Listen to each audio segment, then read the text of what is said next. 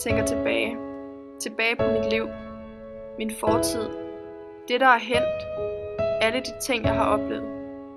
Den hårdeste periode, som ingen ønsker, det har jeg været igennem. Et langvarigt mareridt med skræk for døden.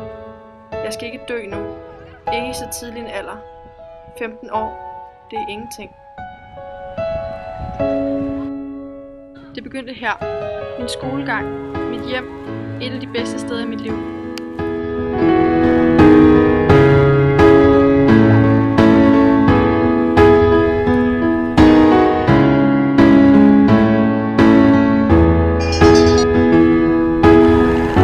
Hej mor. Ja, okay. Jeg kommer hjem nu. Hej.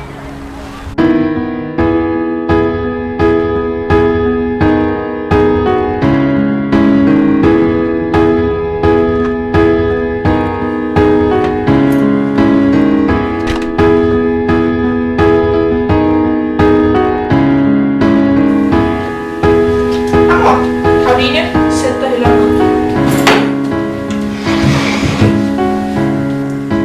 Der kom et brev fra Rigshospitalet. Det er dårlige nyheder.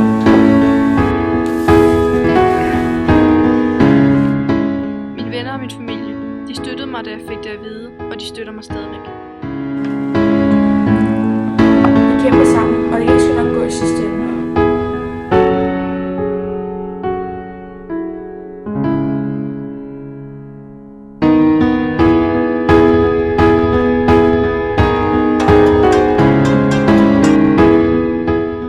Dage senere.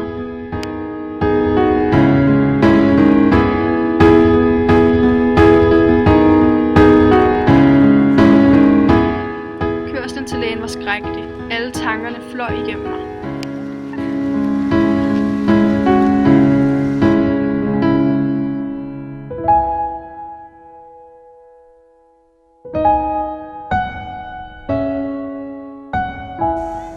Du må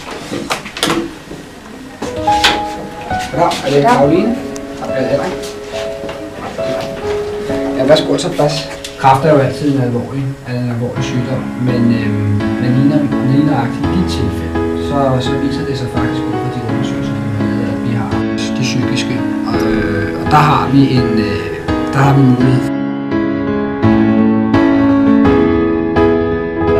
Okay. Jeg er jo meget bekymret for Karoline her.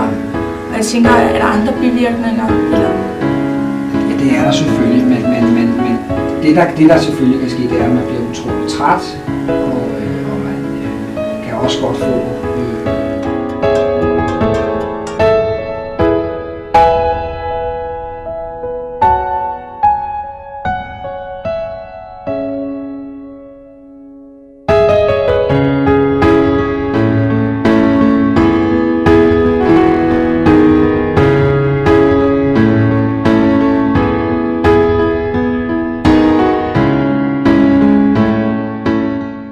igennem kemoterapi.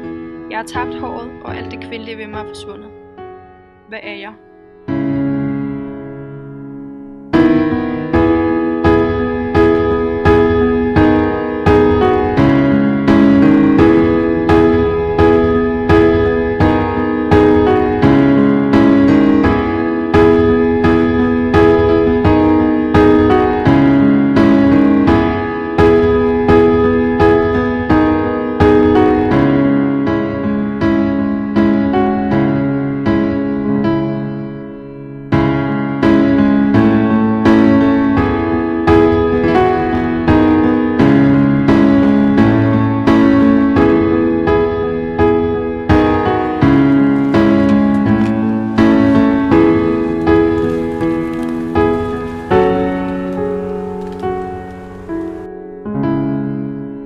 Jeg er fanget i en ond spiral.